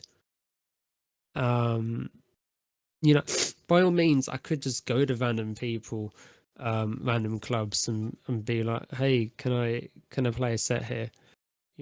By all means, I can do that. And there's nothing stopping me from doing that. I would only really feel the need to do that if I feel like I don't have enough sets for the month. I've got like a schedule I write down, and if I'm looking at a month, I'm like, it's a bit dead. Like I don't have anything IRL going on. I'm like, well, what else am I going to do with my Friday, Saturday night sort of thing? Let's reach out to people, try and get booked in places. But yeah, I just feel like I don't need to reach out as much as I once did, because apparently more and more people know who I am. So I can't just wait for people to message me. To be fair, that's the way I prefer doing it. To be fair, like, all right, you get clubs where they actively want you in their server, and they give you these time slot things, and that's the only way they sort of do it. They don't reach out to DJs, personally. They just like do like at all DJs. They're like, right, here's the list, here's the slots, who wants one? That's all they do. Because I'm in so many different Discord servers, I don't honestly have the time to check every single server. So there's a load of servers I'm in where I've got like hundreds of notifications I've missed because I just don't check them because I'm in so many different servers. So yeah, that's how I just sit back and wait for people to reach out to me. Yeah. So as far as like, let's just say someone's new to the scene or someone is looking to get booked more, is it just as simple as joining a bunch of different servers or different clubs and kind of get to know them more, or kind of just keep an eyeball for that? What is your kind of a takeaway to to anybody that is interested in looking to pick up some more time slots?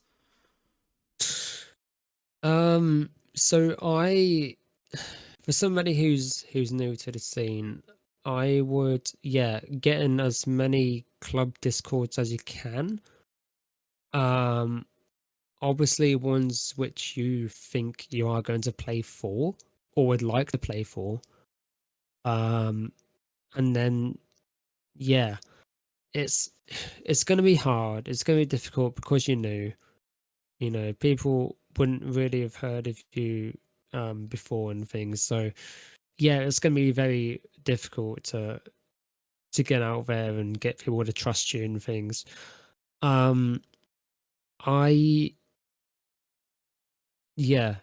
Again, like getting in different discords, like showing a lot of communication to people, especially with like club owners and things. You know, get to know one another. You know, not obviously like spamming people and things, but just casually get to know one another, you know, and just say, hey, I'm interested in playing in your club. You know, would you give me a slot to play at? And just if they want to hear like a mix or something you've done first, then by all means have that ready, you know, like send it over, and if they like it and things, and they'll be like, yeah, all right, let's let's give you a shot. That's all it takes. You know, that's all it really took for me, in a sense, when I first started. You know, like they wanted to hear something from me. They seemed to like it, and they gave me a slot, and I guess word of mouth got out from there. They're like, oh yeah, like this Jigsaw person, he's come out of nowhere, but he's really good, you know, that sort of thing. That's how it kind of started. Yeah. I think one of your most honest, truthful takeaways that we've been kind of learning tonight was just that solemn fact is talk to people. And it's one of the things that in VRChat can be one of the most daunting things to do, one of the hardest things to do. Yeah. Because while you do want to present yourself, and again, it's such a weird scene to kind of go back and forth with, because you don't want to show off as being someone too cocky. You want to remain humble. Yeah. You want to do good and show all the good things off without, you know, bragging all of the time that you're doing a thing. And it's kind of tough. And hearing this from you and getting a good understanding this from you, it's definitely eye-opening for a lot of people that it could be just as simple as that. It could be just as simple as opening up a conversation. And honestly, too, the worst thing that could possibly do in that scenario is that they could be a dick. You know, they could be the one being like, I don't want to talk to you. You're trash or whatever, you know, just be. And you know what? Bad business is bad business. And if it's bad business, you don't need to deal with it. There's tons of other people. There's tons of opportunities. Yep. You really don't realize how large the ocean can be compared to how much fish is in the ocean for you to actually enjoy that sort of business. So getting that whole sense in operation of being able to just talk to people out loud and be like, listen, I want to play. I want to do a thing. Talking to those people that and to be honest, and without being me show, is I'm sure that there's plenty of people out there that are actively looking for you that you don't know about until you start talking to them, honestly. Because we even get down to the point where, like you were saying, most clubs are adding groups of DJs being like, this is an opportunity, go and do it. You know, get that opportunity, get to doing it. Funny enough, we were talking recently before the show how Anks had to take some time away for herself for health because of Nurture 3. And when she had to take time away, they threw Aquaman in. And Aquaman, I had no idea DJ'd. You know, he practiced, but man, oh man, that was his time to shine. You know what? Yeah, neither did I. Neither did I until you just mentioned that. Yeah, and he kicked all the ass, and we gave him great compliments and stuff, and he came off the stage and he's just like, not again, never again, not doing it again. It's over. And I'm like, what do you mean it's over? We're gonna see you doing more stuff. Come on, man. What's going on here? But We are kind of we're just a couple of minutes away from wrapping up here on VRC DJ Live with Jigsaw. Of course, if you're in chat, if you have some questions for Jigsaw, especially like, I don't know, how to start DJing or understanding what you need to do or who, or even who to talk to, and now's the time to do it, obviously. And I kind of want to be a little quirky about this. I want to be a little cheeky with this. Jigsaw, what is your opinion on the Weekend Warriors? What is your opinion on some of the new kids coming in and trying to, like, you know, show us their graces? Weekend Warriors. Yeah, you know, the new DJs that are coming in and being like, I'm gonna do a debut. Okay. I'm going to DJ all of the clubs. I'm hungry. Yeah. Right. Or they, no, or sorry. The cookie. I don't want to say it as it is. I don't, because I know there's someone out there being like, I have this, but like with the whole influx of the people that came in with the DDJ 400s, and you're like, oh, all right, yeah, you spent $400. Let's go. Yeah. No, so, you know, it's, as you know, to be fair, the whole scene, I guess DJing side of it, in VRChat is growing like stupidly rapidly. You know, it's by all means, having loads and loads and loads and loads of DJs in the scene is not necessarily a bad thing. You know, because everyone gets a chance to play in things, and you know, all this and all that. But yeah, you do get a few people, don't you, who kind of who, I don't know, who kind of thinks they know it all, or like, you know, they look at DJs playing in these clubs and things and like, oh, I can do that, you know, and all this and all that. But it's like they kind of big themselves up in a sense, you know. And yeah, you do get people who are unfortunately like that, you know, I guess with like egos and things. But you get people like that, and then yeah, what Cake Mixers said, you get people who do it because they want to do it with a passion and things. There's like two different sides of people, isn't there? You know, as long as they're not being a dick about it, and you know what they're playing is good. Yeah, I think without digging the knife in more, just because you know, again, there's parts of me where I'm just like, ooh, and then like for me, I also don't want to be the guy that's like, that's not right. But like, what are some of the norms do you see from some of the people that are trying it for the first time that think that that's DJing, that people that kind of take on saying, you know, you're right, but the DJs are like, no. What is something that we have to kind of look for when it comes to understanding DJ norms? I mean, to be fair, it's all in your ears, isn't it? Like, it's about what you hear. You know, if you, I don't know, if you're new to like the scene and things, and you think you know it all, you know, you do a set and all this and all that, but it turns out to be not as nice sounding in a way, you know. In, I don't know, like if it sounds messy, like it's gonna get hard to be booked in other places, you know, like yeah, it's difficult. You know, you need to understand like the whole music theory in a sense, not all of it, but a majority of it. You need to sort of understand, and the, you know, all the bars and the phasings and things. You need to make it sound good and, you know, nice to listen to. But if you can do all that, and you've got a really great personality and you're a genuine person, then yeah, you know, I reckon you'll do well. But it's when you get people who, I don't know, like kind of just take the piss a little bit, and just seeing how far they sort of get without actually giving it a proper good try, without like a passion and things for it. I guess just doing it for a laugh, yeah, it's not.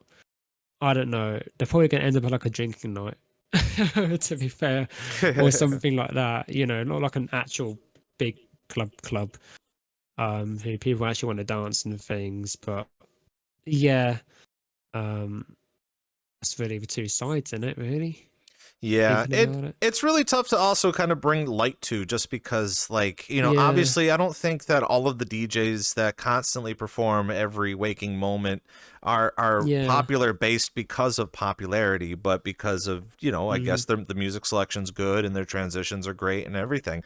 And, all you could ever do is support the new people coming in and say, if this is a passion of yours and you want to learn more about it, please feel free and we can continue to talk about it. But man, oh man, when we have a couple people that are constantly listening to Spotify playlists and they think that crossfade transition is perfect, of course it's perfect. Doesn't mean that it sounds cool. Yeah. So it's a little tough. It's tough to bring up because of the fact that, like, maybe they are new and maybe they are trying, but at the same time, you're just like, let's go. Let's see some cool tricks. Even if you feel like they are actually giving it a good go, you yourself, you don't want to like sound bad. You don't like, you can give them some tips and things, but you don't want to sound like that person who's like, you're not doing it, you're not doing it right, like maybe you should try doing this, that and that. And it's helping to put people in the right direction, on what to sort of look out for, listen out for, to improve. It's not everyone's gonna be perfect when they first start doing it, are they? But once you've sort of got the hang of it, then I guess there's no stopping you. You only improve from there. Yeah, and I know we've got a couple questions in the chat too that we'll touch upon lightly. I know one of them was understanding the basics of DJing, and we kind of alluded to that at the beginning of the stream. Just practice. You practice all the time. Just there's loads of great YouTube tutorials online now. There's loads on there who can just get you started with the basics. Honestly, there's not loads of it. There's not loads of things to learn.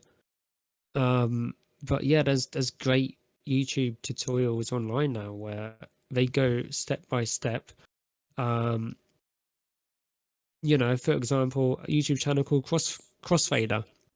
Crossfader's awesome. They're great. They go step by step. They also do online DJing courses. So if you feel like the videos aren't gonna help you too much, they do online courses, for example. There's loads of different ways to sort of get to know around things. It just depends how you want to do it, really, isn't it? As far as outsourcing music or bringing in music, where do you go for some of the things that you enjoy to perform? Where do I go? YouTube, SoundCloud, MP3 converters. No, I don't. I'm just sitting there. I'm just like, I mean, that's a place to start like research, but at the same time, you do find some bangers in SoundCloud, no doubt. No. So, I mean, I don't rip songs from YouTube and things. I do use SoundCloud a lot. That's mainly for looking for new music. And then, like buying tracks from their relative sources and things. Otherwise, if I'm not buying tracks individually, which by the way, it does cost a lot of money to do, as soon quickly adds up. There's these music DJ pools or record DJ pools, where it's like a subscription service. You pay them per month, and each month they give you you know, access to a whole range of like new tracks per month. And you can download the ones that you want and things, so to speak. Like what? Yeah, like Beatport. Like Beatport. I mean, personally, I use the Mashup and CD Pool. Those are two that I use quite a lot. That's on top of like any SoundCloud downloads, because you do get people who on SoundCloud they do actually give out free download links. So yeah, I do tend to use them once they're available, you know. But yeah, record pools and free downloads, that's where it's at. You know, one of the things I really love about this program is the fact that not only do we get to sit here and talk with the DJs, especially because, you know, once you're done DJing, it's really difficult for you to be like, you're all sweaty, you're tired, and you don't want to have people bum rushing you and being like, where did you get this song? Where did you get this song? How did you do this? How do you hydrate? How do you not hydrate? You know, it's stuff like that. So, like, having this program is really nice to be able to sit down, especially for those people that are interested in VR and VR DJing and understanding where to get the music and stuff like that. Before we even head out, there's a couple more questions I want to touch upon. And one of the things that we were kind of idly touching upon was the fact that you've attempted to DJ in VR, or you have been trying to attempt. Talk to us about your process and how that's going. Right. So, when I got my Quest 2, which I still have, by the way, I'm still going. Yes, I've been speaking to quite a few people regarding the whole DJing in VR aspect of things, and I'm like, how do you do it? And they're like, oh, you know, there's like a little nose hole in your headset which you can sort of like look through. So you've got like a tiny hole to look at your controller, you know, and then you've got like an overlay of like the DJ software in your headset and things. So you're kind of doing two things at once and whatever. Some people will say, oh, I use like pass through, you know, they use the actual cameras on a headset to do it and things. Anyway, I gave it a go like a good few years ago now, and honestly, I was running into trouble all over the place with my PC. My PC just didn't like it. It couldn't cope with it. So, you know, I was getting error messages, things were freezing, you know, things were crashing. I was just getting stressed out. You know, PC said nope. Yeah, literally. I was getting really stressed out. You know, as much as basically I could and did make it work, you know, the added stress on top of, you know, things going wrong and things, I just wasn't feeling it. You know, each time I was doing it in VR, I wasn't having a good time, you know, because I just had this constant stress on top of me. And, you know, when you're DJing, you want to have fun, you know, like you don't want to be stressed out constantly. You want to just, you know, let it go, have fun, you know, and that's that. But no, like I was getting so stressed, and it just got to a point where I'm like, right, you know what, this clearly isn't working out for me. And I just gave it up completely, basically. You know, I'm like, right, I'm just gonna go back to full desktop and call it that. Yeah, so that's it. The only times you'll actually see me in VR, if I'm DJing, is if it's Yavi, is it doesn't happen very often, and it's more or less of like a one-off sort of thing. Is when I'm doing like a click saw set, where basically it's a back-to-back with me and a guy called Click. Basically it's like a back-to-back. We and we called it Clicksaw. Now to have two people stood there not doing anything, that's even worse, isn't it? Like that's not giving off the vibe people want to see. So we both get in VR and we do, the back-to-back thing in VR. Because we're both moving and things, and we both have to be avatars and whatever. It makes sense, like it makes sense for us to actually be seen moving, to be more immersive for the people, rather than just stood here not doing anything. That's a strange back-to-back. It also kind of adds that's to the only time. It also adds to the Yeah. charm of a Jigsaw Yeah. performance too, because I feel like a lot of us, when we do see you perform and you perform on PC, that's it. That is the Jigsaw experience. We've come to know and love it, and we I've appreciate also it. got a and, face cam. yeah, and you have and then you can see you can see me bouncing around and having fun. Yeah, You can see all that.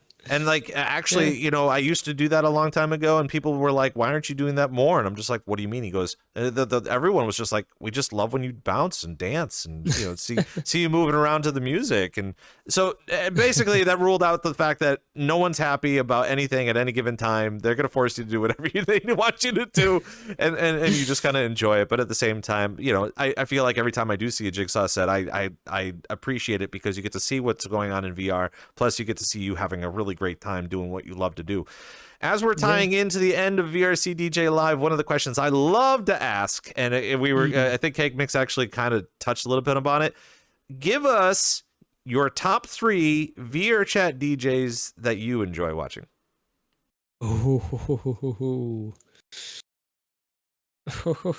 Okay.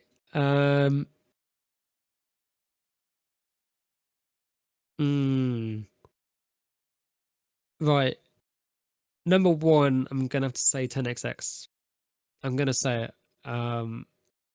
Yeah, you can't beat him. Like you can't.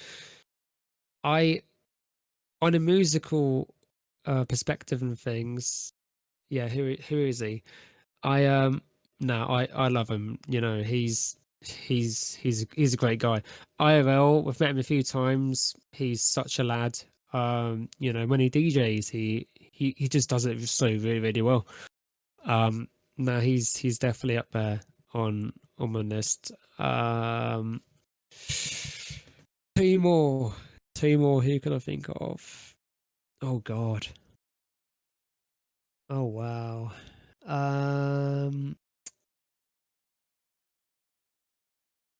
You know what? I did actually really enjoy listening to Angst. Alright, she's on a bit of a break and things at the minute, but I do actually really miss hearing her sets because she done a variety of different the female Jiggy. She done a big variety of playing different things, and no, I do like her sets a lot, to be fair. The way that she just swings. Speaking of electric swing, she does play electro swing and things, which is interesting.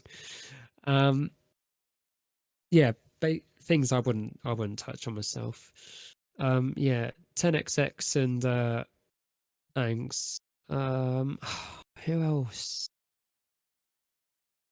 You know what? I'm probably gonna have to say Bunny, but it's spelt with like a BYNNI. So like Binny, but it's pronounced Bunny. I'm gonna have to say them as the third one because they bang out like a lot of they bang out a lot of great sets. Honestly, they're one of those people who I feel like needs to get heard of more by the community. They play some really banging sets, whether that's dubstep, bass house, D&B. Yeah, really, really good. There's also talks that me and Bunny should do a back-to-back at some point. So yeah, that's definitely going to happen at some point. Yeah, not sure when. Haven't confirmed anything yet, but yeah, that's definitely someone to watch out for the future. Definitely. Nice. I know it's kind of a tricky, so always a very tricky question because we do come in here and we do see some new people, and then all of a sudden we're like, oh my gosh, I love this person all of a sudden. Yeah. But at the same time, you know, give credit where credit's due. Obviously, you've had to come in here for a reason. You've got to, you know, give it up to the people that really, you know, shine in your eyes, and some people that we have to continue to look out for. So obviously, you got to definitely look out for those three. I could like go on for, you know, I could do like a top 10, you know, if I really, really wanted to, but nah, there's so many good people out there now, you know, like who needs a lot of exposure in my eyes. These do such a great job. They really do. There's so many out there now. Right. And then obviously it's within my program to get them on here. That's the thing, is I want to talk to them too. I want to see them too. You know, that's kind of important. Before we get on out of here, Jigsaw, where can we find you on the internet? You can find me on, basically, if you type in Jigsaw the DJ, all in one word, that is the link for a lot of my socials. So whether that be Twitch, yeah, YouTube, there we go, Linktree, Jigsaw the DJ. Basically everything's just Jigsaw the DJ. So if you type that in on any socials, you'll probably find me somewhere. Well, Jigsaw, it's actually quite a pleasure to have you on VRCDJ Live, and actually, what a thrill to have you on. And again, you don't have to be in VR for this. You know, you could just be sitting at home and just relaxing, and then I'm the one in VR to do this. But obviously, we want to get you back on the show. And again, there's a ton of other questions that we just didn't get to talk about. But you know, again, we get to learn more about you, and we'd love to have you on again real soon. No, of course. Thanks for having me. Also, and everyone at home too, you can go see Jigsaw at Jigsaw the DJ on Twitch. Of course, you could watch him perform all sorts of different shows and see what's good, and maybe even ask for requests at the same time.